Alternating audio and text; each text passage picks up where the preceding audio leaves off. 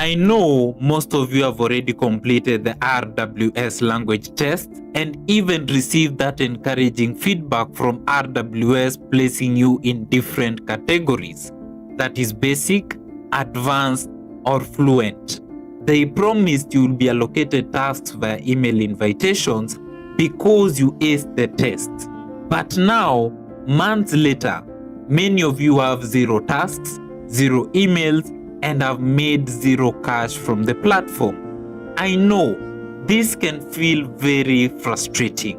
You might even be thinking of deleting your account because it seems completely useless.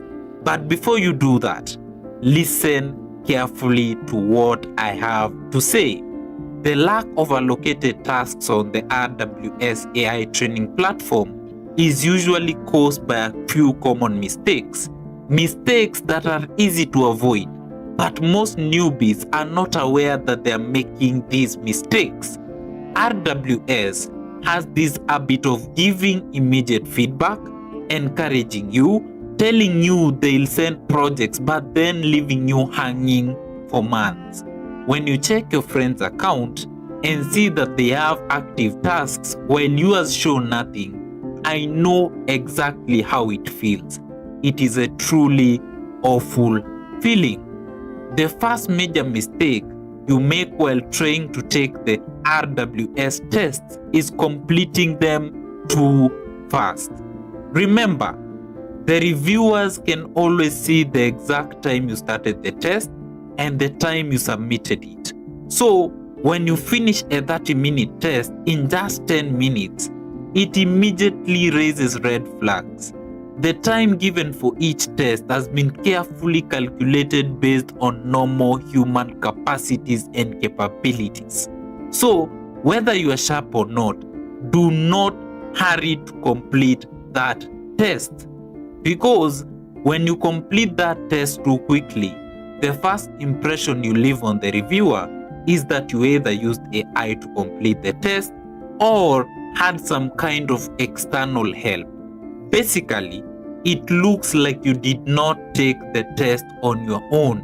And even though you passed, then they send the congratulatory feedback, they silently blacklist your account. That is why you end up waiting for ghost projects that never arrive. This is what people mean when they talk about ghost projects or RWS. The second mistake most new attempters make while taking the RWS language test is taking too many language tests at once. I know what you are thinking. This person must be crazy. How can be taking many language tests be wrong? But yes, you heard me right. Taking too many language tests is a big mistake on this platform. Always remember, RWS is an AI training platform. So they also use AI to calculate normal human limits. The highest recorded number of languages any single human being could speak fluently is around 8. But on average, a person can only grasp and use about 3 languages fluently.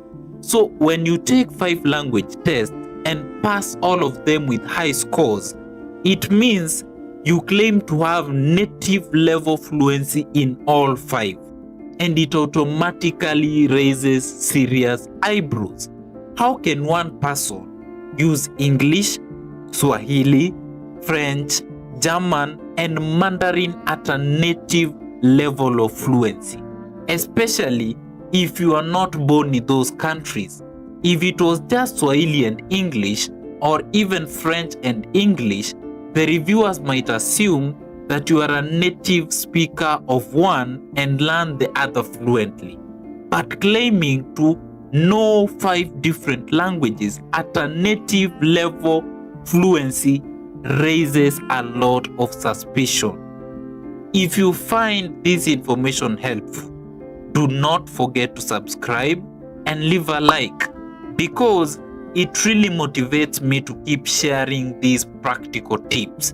It really motivates me to keep sharing these cheat sheets and codes that can help you easily get onboarded onto platforms like RWS. Moving on to the third mistake, some of you keep shifting tabs while taking the RWS tests, and this immediately raises suspicion. Remember, just because you have not been told that the system is monitoring your environment does not mean it is not monitoring your environment. I have it on good authority that RWS monitors the working environment of all its taskers to maintain transparency and the quality of work for their customers. So, when you keep changing tabs during the test, you have basically killed your chances of ever getting a project on that platform. To avoid this, simply split your screen into two parts. Place the RWS test on one side and the AI you're using on the other side. That way, you do not keep switching tabs midway and protect your chances of being onboarded onto this platform successfully. RWS operates in a very tricky manner. Even after the platform has detected inconsistencies, they will still give you positive feedback and they will even send onboarding instructions, but they will never ever actually give you any projects to work on as long as a flag was raised during your test. The fourth mistake people normally make while taking the RWS test is using just one LLM to complete the test. And this I'm sharing from my own personal experience with the platform. Grok is about 85% accurate when it comes to language tests. So, you need to use Grok in conjunction with Gemini to complete that test. Here is exactly what I mean. Use Grok to get answers, but confirm those answers using Gemini. But do not stop there. Also read through the questions afterwards. Check both the answers and the questions carefully to confirm accuracy before hitting submit. And always remember the level of language proficiency you indicated earlier in your resume. Make sure your answers match that level of proficiency. Also remember, the state or region you are taking the test from. If it is the USA, use American English. If it is the UK, use British English. These are small details that most people take for granted, but they end up haunting them later on. In the previous video, I promised to explain why I prefer using IX browser over any other browser. So let me fulfill on that promise before giving you the last mistake you should avoid. Remember to subscribe and leave a like if you have found this video helpful. And for the new viewers, take time to go back to the channel page and watch the previous video about data annotation.tech. I am sure you will find it very informative. I will always advise anyone to use IX browser over any other proxy switch such as Mologin or Gologin, simply because of a few logical reasons.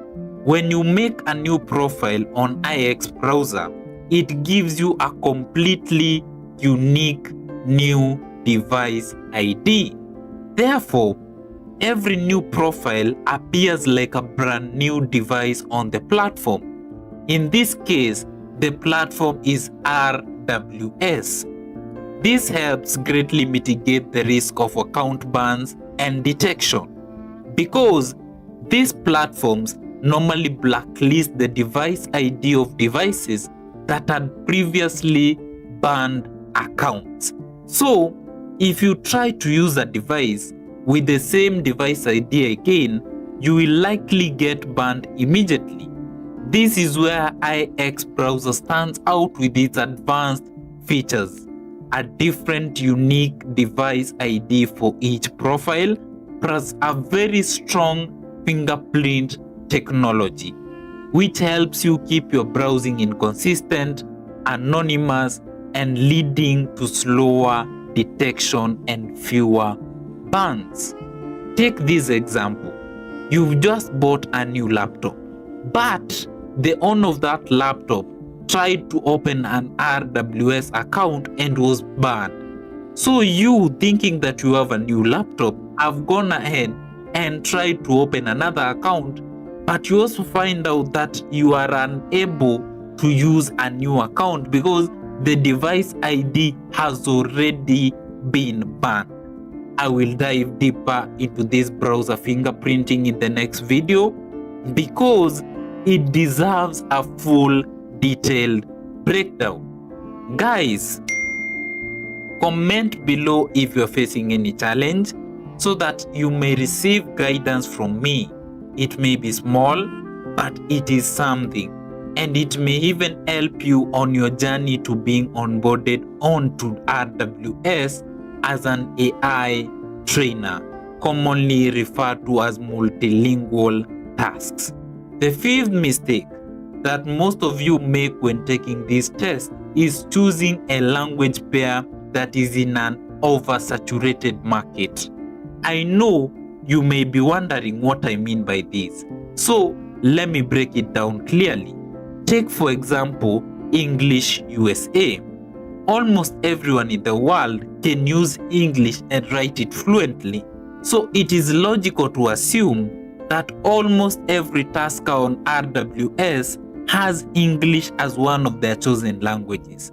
So when you also pick this as your core language, yet the positions are already oversaturated, you will not get any projects because the platform has already experienced taskers who have signed up before you, and they have taken up most of the task allocation. The solution is simple. Use Grok to research and choose rare languages such as Mandarin, which are not oversaturated. And I am confident that you will be allocated a project within the first 2 weeks of joining the platform. That is RWS. Lastly, the sixth mistake that most people make after being onboarded onto RWS is ignoring the frequent check-in surveys by treating those emails as spam because they are not direct work assignments. RWS sends emails, newsletters, or surveys to gauge your availability, to update your skills, or ask for platform feedback. Engaging with these surveys keeps your account flagged as active. Often, explicitly noting in a feedback survey that you have availability but have not received any tasks yet can bump up your profile in the rotation, and it can trigger project managers to send you work. So, do not ignore these emails just because they are not direct work assignments. Engage with them actively and remember to thank me later. There you have it, guys. If you follow these tips carefully, I am sure you will be successfully onboarded and also start receiving tasks from RWS. Happy tasking, happy remote job hunting. Until the next video, it's a bye from me. Thank you.